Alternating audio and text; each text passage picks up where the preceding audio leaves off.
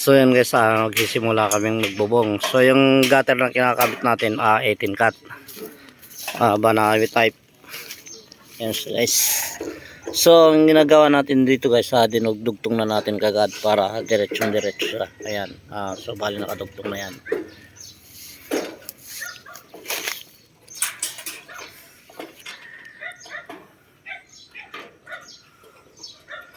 Bali ng kompleto na namin guys yung mga gutter. Ayan. So yung gutter natin 18 cut at syempre yung end flashing 18 cut din.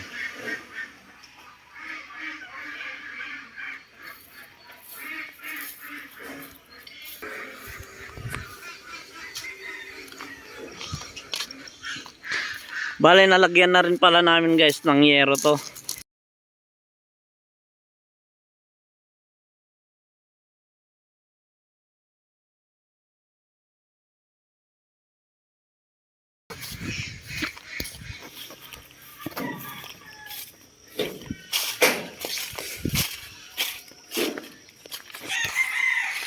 Ito yung sa may left side. Ayan, medyo mapuno dito guys.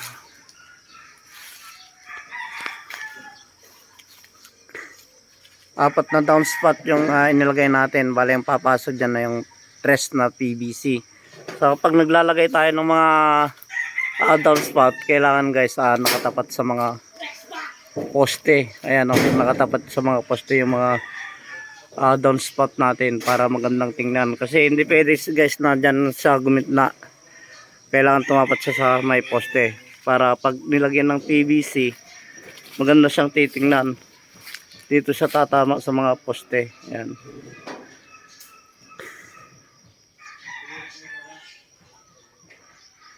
Bali ito na lang guys yung nahuling nilalagay namin. Ayan, dito sa may pinakalikod. Ito yung sa mga end flashing. Ayan. So pagkatapos nan matatapos na kami. Ayan, bali ito na lang hindi nalalagay. So ang gagawin natin dyan, bibidyohan na lang natin guys sa taas mamaya pag natapos kami.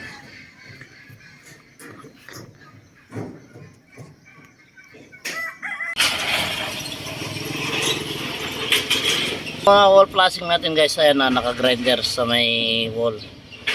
At syempre binangkasalan namin.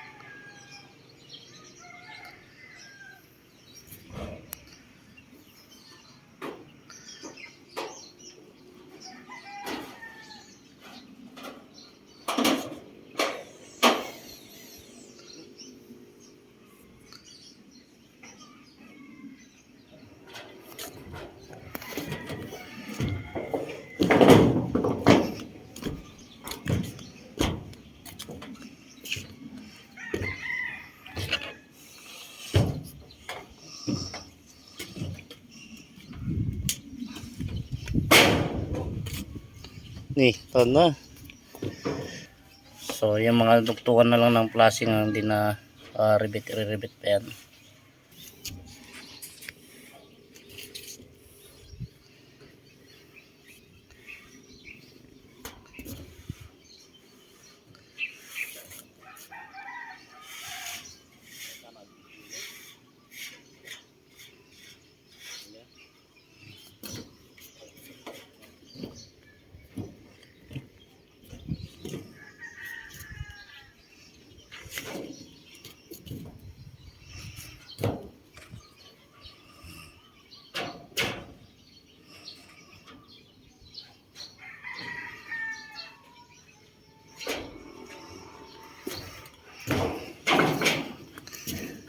Puro bracket na lang guys yung nilalagay nila na sa mga gutter. So ayan, patapos na kami.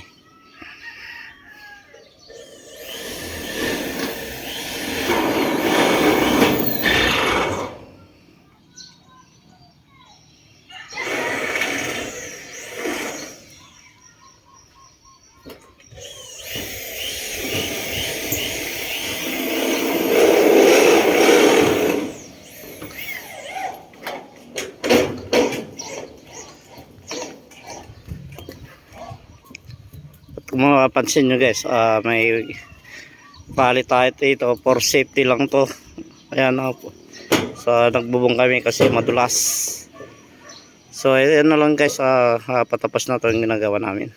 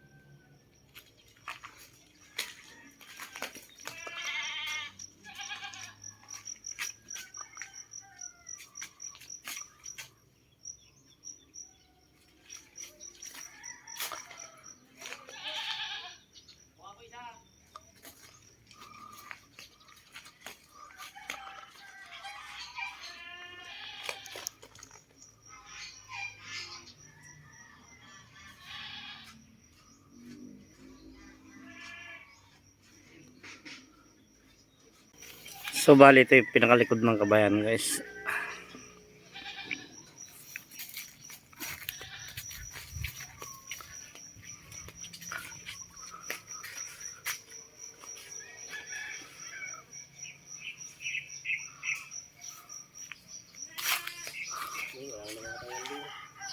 Marami dyan.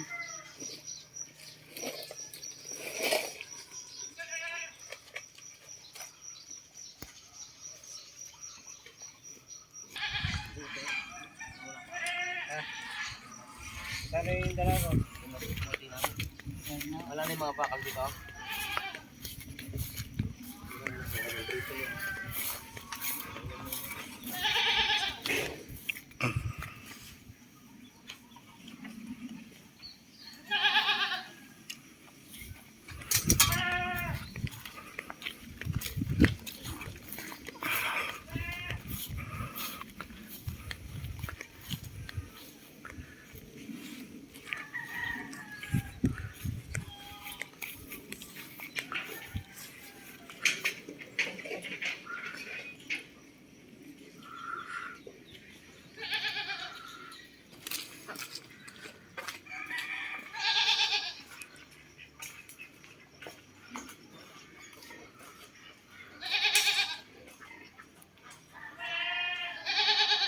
So bali ang nagastos nila lahat dyan guys, semento, bakal, yero, lahat ng ginamit dyan guys, pati labor namin.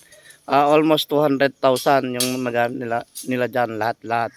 So kung gusto niyo yung video natin, paki-like ng video natin, pindutin niyo rin ang notification bell para ma-update kayo sa mga video natin, at paki-subscribe rin. Maraming salamat guys.